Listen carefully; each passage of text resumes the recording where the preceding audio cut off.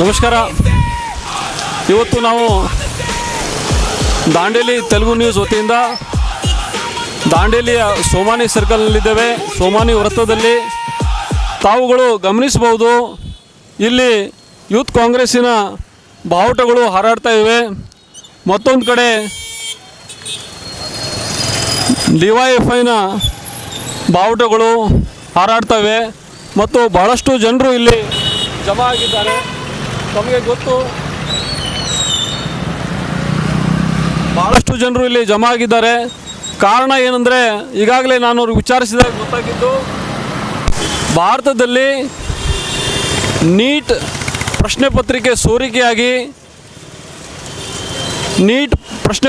ಸೋರಿಕೆಯಾಗಿದ್ದನ್ನು ಖಂಡಿಸಿ ದೆಹಲಿಯ ಜಂತರ್ ಮಂತರ್ನಲ್ಲಿ ವಿದ್ಯಾರ್ಥಿ ಯುವಜನರು ನಡೆಸುತ್ತಿರುವಂಥ ಪ್ರತಿಭಟನೆಯನ್ನು ಬೆಂಬಲಿಸಿ ಹಾಗೂ ಶ್ರೀ ಸೋನಂ ವಾಂಗ್ಚುಕ್ರವರ ಉಪವಾಸ ಸತ್ಯಾಗ್ರಹನ ತಾವೆಲ್ಲರೂ ನೋಡಿದ್ರಿ. ಅವರೆಲ್ಲ ಬೆಂಬಲಿಸಿ ಇಲ್ಲಿ ಜನ ಇವತ್ತು ತಮ್ಮ ಮನವಿಗಳನ್ನು ಸಲ್ಲಿಸಲಿಕ್ಕೆ, ಭಾರತದ ರಾಷ್ಟ್ರಪತಿಗಳಿಗೆ ಹೇಳಲಿಕ್ಕೆ, ದೇಶದ ಸರ್ಕಾರಕ್ಕೆ ತಮ್ಮ ಕೂಗನ್ನು ಮುಟ್ಟಿಸಲಿಕ್ಕೆ ಈಗಾಗಲೇ ಇಲ್ಲಿ ಬಂದಿದ್ದಾರೆ. ತಾವು ನೋಡ್ತಾ ಇದ್ದೀರಿ, ಇಲ್ಲಿ ದಾಂಡೇಲಿಯ ಭಾಳಷ್ಟು ಮುಖಂಡರು ಹಾಗೂ ಯುವಜನರು ಇದ್ದಾರೆ. ಯುವಜನ ಮುಖಂಡರು ಕೂಡ ಇದ್ದಾರೆ. ಹಿರಿಯರಾದಂಥ ಸನ್ಮಾನ್ಯ ಮಜೀದ್ ಸಂಘಿ ಅವರು ಕೂಡ ಇಲ್ಲಿ ಬಂದಿದ್ದಾರೆ. ಬನ್ನಿ ಅವರಿಗೆ ವಿಚಾರಿಸೋಣ, ಯಾಕೆ ಬಂದಿದ್ದಾರೆ ಸರ್? ಅದಕ್ಕೆ ಹೋರಾಟ ಮಾಡಿ ಬಂದಿದೆ. ಜಂತರ್ ಮಂತರ್ನಲ್ಲಿ ನಡೆಯುವಂಥ ಹೋರಾಟಕ್ಕೆ ಬೆಂಬಲ ಮಾಡಲಿಕ್ಕೆ ಬಂದಿದ್ದಾರೆ ಅಂತ ಹೇಳ್ತಾ ಇದ್ದಾರೆ. ಹಿರಿಯರಿದ್ದಾರೆ. ಏನು ನಡೀತಾ ಇದೆ? ಅನ್ಯಾಯ ಇದೆಯಾ? ಅನ್ಯಾಯ ಆಗಿದೆ. ಮಕ್ಕಳಿಗೆ ಅನ್ಯಾಯ ಆಗಿದೆ. ಮಕ್ಕಳಿಗೆ ಸಹಾಯ ಮಾಡಬೇಕು, ಅವ್ರಿಗೆ ಪ್ರೋತ್ಸಾಹಿಸ್ಕೊಳ್ಬೇಕು. ದೇಶದ ವಿದ್ಯಾರ್ಥಿ ಯುವಜನರಿಗೆ ಅನ್ಯಾಯ ಆಗಿದೆ. ಆ ಅನ್ಯಾಯವನ್ನು ಪ್ರತಿಭಟಿಸಿ ದೇಶದ ವಿದ್ಯಾರ್ಥಿ ಯುವಜನರು ನವದೆಹಲಿಯ ಜಂತರ್ ಮಂತರ್ನಲ್ಲಿ ಹೋರಾಟ ಮಾಡ್ತಾ ಇದ್ದಾರೆ. ಅದಕ್ಕೆ ಬೆಂಬಲಿಸಲಿಕ್ಕೆ ನಾವು ಬಂದಿದ್ದೇವೆ ಅಂತ ಹೇಳ್ತಾ ಇದ್ದಾರೆ. ಬನ್ನಿ, ಮತ್ತೊಬ್ಬರು ಮುಖಂಡರಿದ್ದಾರೆ ಇಲ್ಲಿ, ಜಾಫರ್ ಮಸ್ಲಿಗಟ್ಟಿ ಅಂತ, ಅವ್ರಿಗೆ ಕೇಳೋಣ. ಏನು ಹೇಳ್ತೀರಿ ಸರ್? ದೆಹಲಿಯಲ್ಲಿ ಜಂತರ್ ಮಂತರ್ನಲ್ಲಿ ನಡೆಯುವ ಬಿಜೆಪಿ ಹೋರಾಟ ಏನು ಯುವಜನ ವಿದ್ಯಾರ್ಥಿ ಮತ್ತು ಯುವಜನರ ಹೋರಾಟ ಏನಿದೆ, ಕೇಂದ್ರ ಸಚಿವರು ರಾಜೀನಾಮೆ ಕೇಂದ್ರ ಸರ್ಕಾರದ ವೈಫಲ್ಯವನ್ನು ವಿರೋಧಿಸಿರ್ತಕ್ಕಂಥ ಹೋರಾಟಕ್ಕೆ ಬೆಂಬಲ ಇದೆ ಮತ್ತು ಅದರ ಭಾಗವಾಗಿಯೇ ಅವರು ಪ್ರತಿಭಟನೆಯನ್ನು ಮಾಡ್ತಾ ಇದ್ದಾರೆ. ಅಂದರೆ ದೇಶದ ಶಿಕ್ಷಣ ಮಂತ್ರಿಗಳು ತಮ್ಮ ಜವಾಬ್ದಾರಿಯನ್ನು ನಿರ್ವಹಿಸಿಲ್ಲ, ಹಾಗಾಗಿ ನೀಟ್ ಪ್ರಶ್ನೆ ಪತ್ರಿಕೆ ಸೋರಿಕೆ ಆಯಿತು ಹಾಗೂ ಬಹಳಷ್ಟು ವಿದ್ಯಾರ್ಥಿಗಳು ಮನನೊಂದು ಆತ್ಮಹತ್ಯೆಗಳನ್ನು ಮಾಡಿಕೊಂಡಿದ್ದಾರೆ. ಅವರು ತಮ್ಮ ಜವಾಬ್ದಾರಿಯನ್ನು ನಿರ್ವಹಿಸಬೇಕಿತ್ತು, ಹಾಗಾಗಿ ಅವರ ನಿರ್ವಹಿಸಿಲ್ಲ ಅಂತ ಹೇಳಿ ಇಲ್ಲಿ ಪ್ರತಿಭಟನೆ ಮಾಡಲಿಕ್ಕೆ ಬಂದಿದ್ದಾರೆ ಅಂತ ಹೇಳಿ.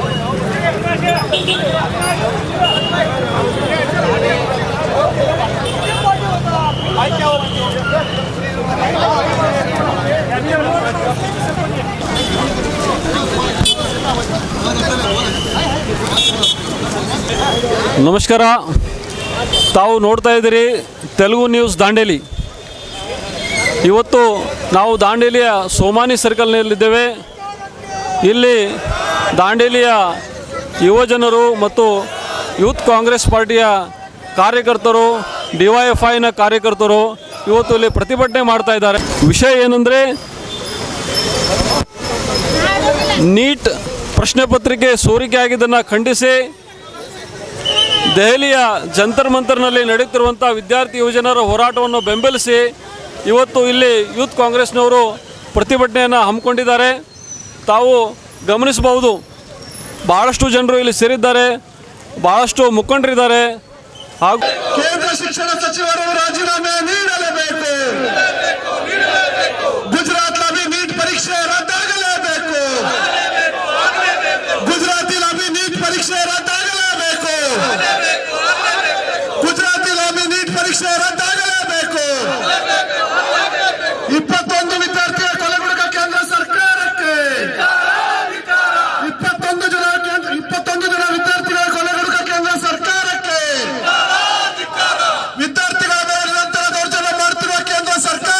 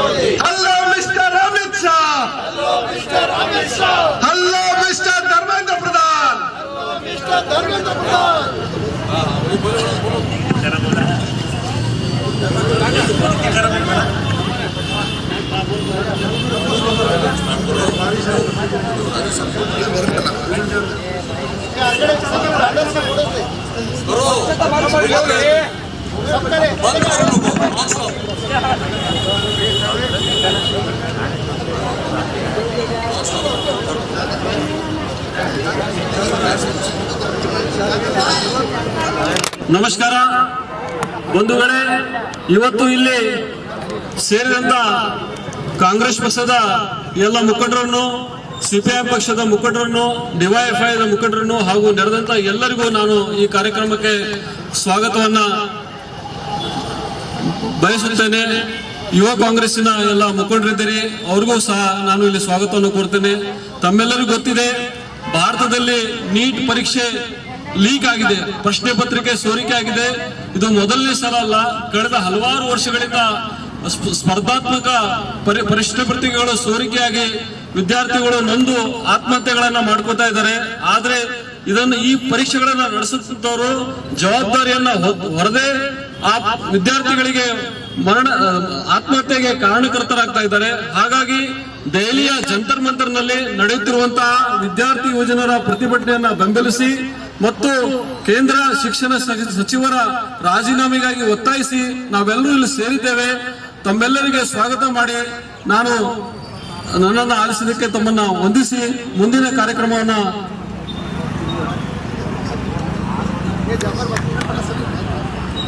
ಸಿಪಿಐಎಂ ಪಕ್ಷದ ಮುಖಂಡರಾದಂತ ಸಲೀಂ ಅವರು ಮಾತಾಡ್ಬೇಕಂತ ಕೇಳ್ಕೊಂಡು. ಎಲ್ರಿಗೂ ನಮಸ್ಕಾರ.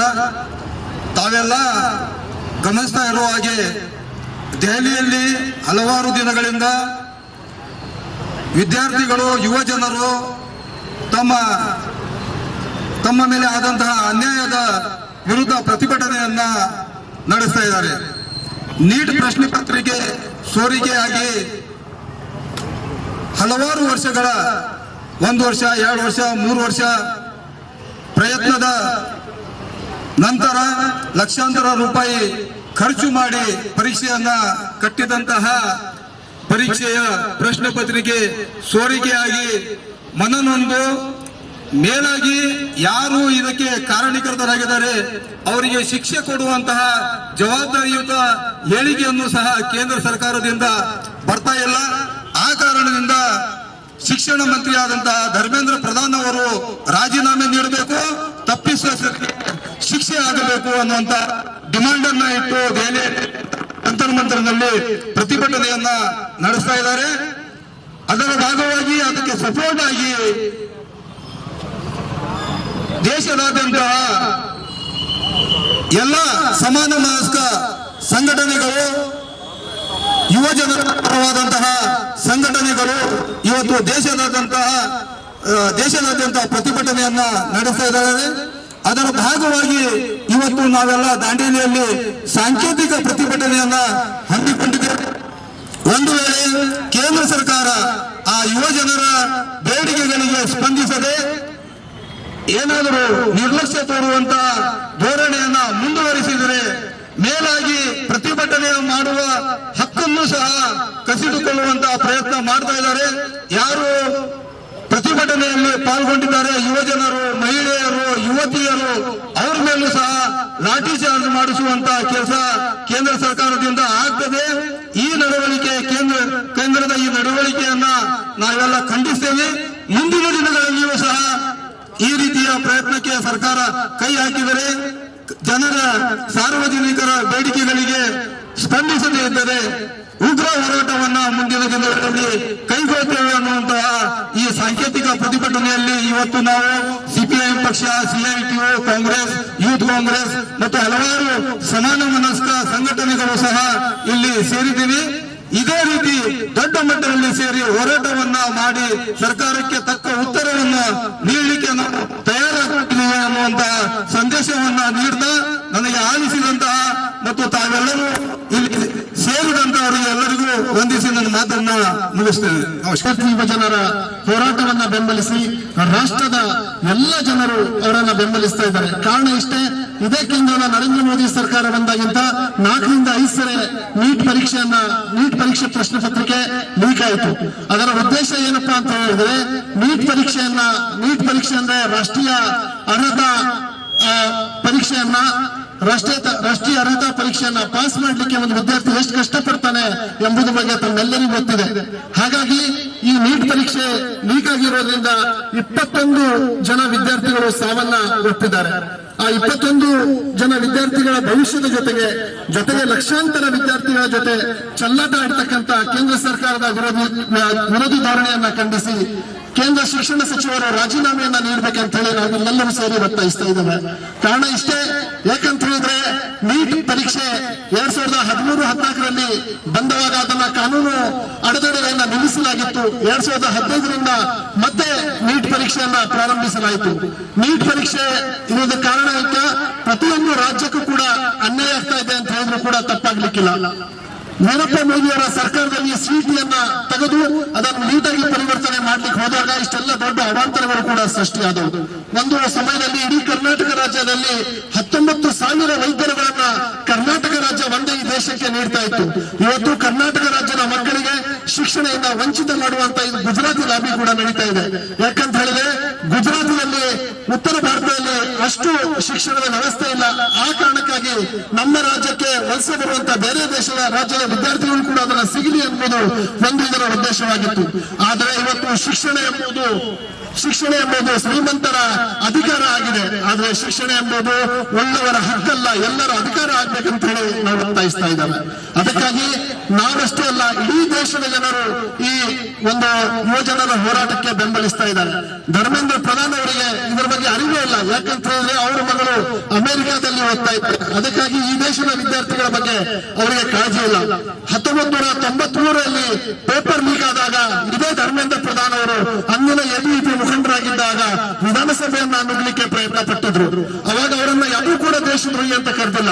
ಯಾಕಂತ ಹೇಳಿದ್ರೆ ಆ ಸಮಯದಲ್ಲಿ ಈ ದೇಶದ ಪ್ರಧಾನಮಂತ್ರಿಗಳು ಕನ್ನಡಿಗರು ಎಚ್ ಡಿ ದೇವೇಗೌಡರಾಗಿದ್ರು. ಅವರನ್ನ ಯಾರು ಕೂಡ ದೇಶದ್ರೋಹಿ ಅಂತ ಕರೆದಿಲ್ಲ.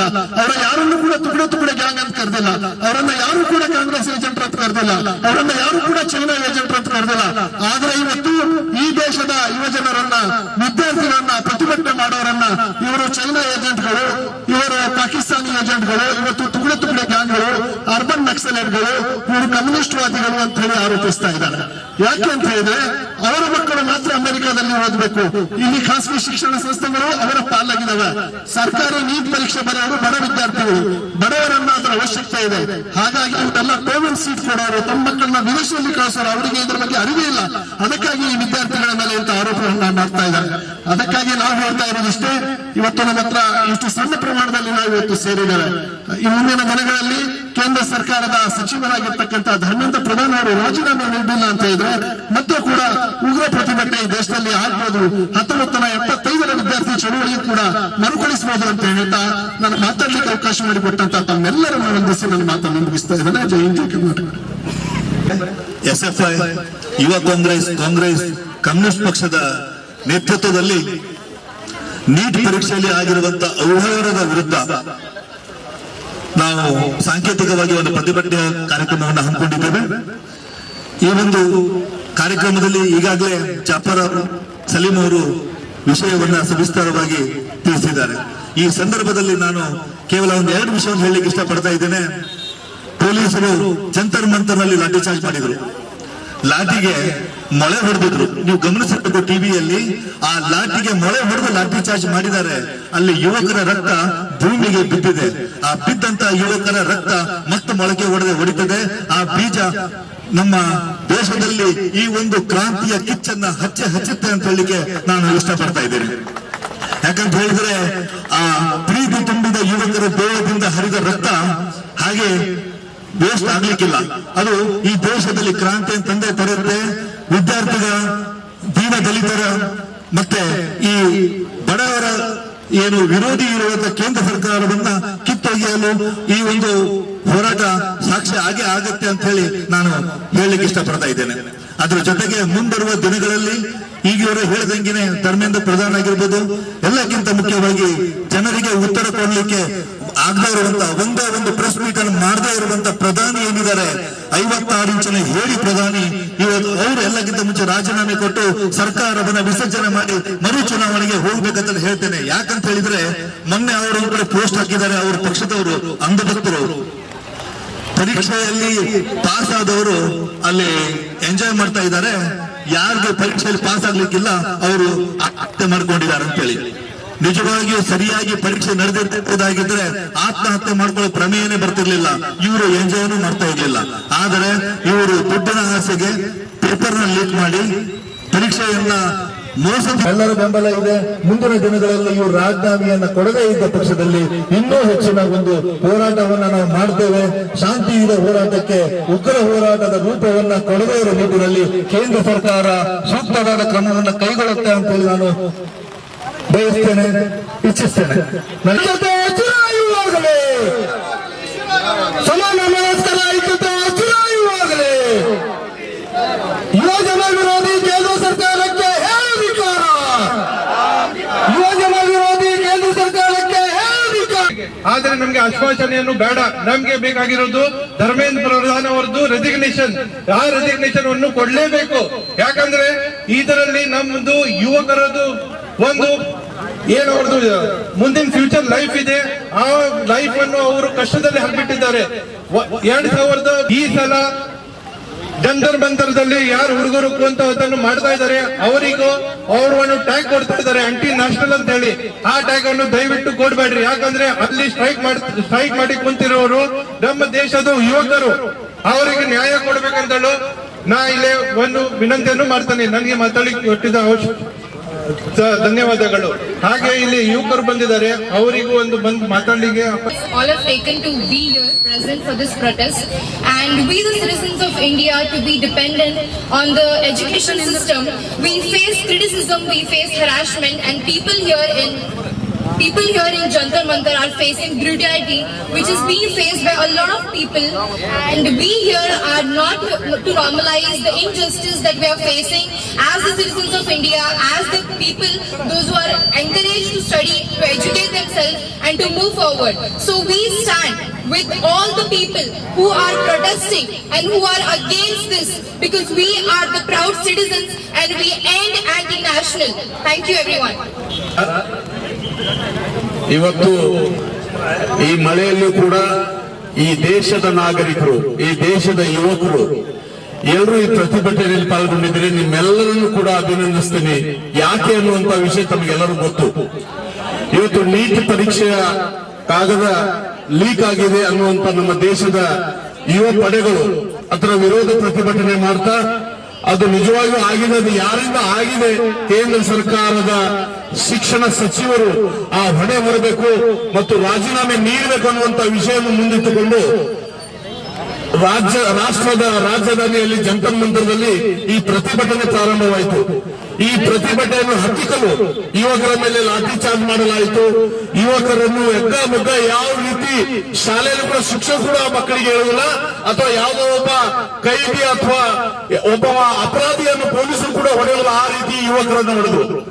ಇದು ಈ ದೇಶದ ಯಾವುದೋ ಒಂದು ಸಮಂಜಸವಾದಂತ ಮಾತಲ್ಲ. ಯಾಕಂತ ಹೇಳಿದ್ರೆ ಈ ರಾಷ್ಟ್ರ ಆಳ್ತಿದ್ದಂತ ಭಾಜಪ ಸರ್ಕಾರ ಯುವಕರನ್ನ ತಗೊಂಡನೇ ಇವತ್ತು ಅಧಿಕಾರದಲ್ಲಿ 14 ವರ್ಷವನ್ನು ಕಳೀತಾ ಇದ್ದಾರೆ. ಈ ಯುವಕರು ಈ ಸೋಷಿಯಲ್ ಮೀಡಿಯಾವನ್ನು ಪಡೆದು ಈ ಸೋಷಿಯಲ್ ಮೀಡಿಯಾದಲ್ಲಿ ಇವರನ್ನ, ಈ ಮೋದಿ ಅವರ ಏಳಿಗೆಯನ್ನ ಪ್ರತಿಯೊಂದು ರಾಷ್ಟ್ರದ ಜನತೆಗೆ ತೋರಿಸಿ 3ನೇ ಅವಧಿಗೆ ಇವತ್ತು ದೇಶದ ನಾಗರಿಕರು ಮತ್ತು ಅಂಧ ಭಕ್ತರಿಗೆ ನಾನು ಈ ಪ್ರತಿಭಟನೆಯ ಮುಖಾಂತರ ಒಂದು ಮಾತು ಹೇಳಲಿಕ್ಕೆ ಇಚ್ಛೆ ಪಡ್ತೀನಿ.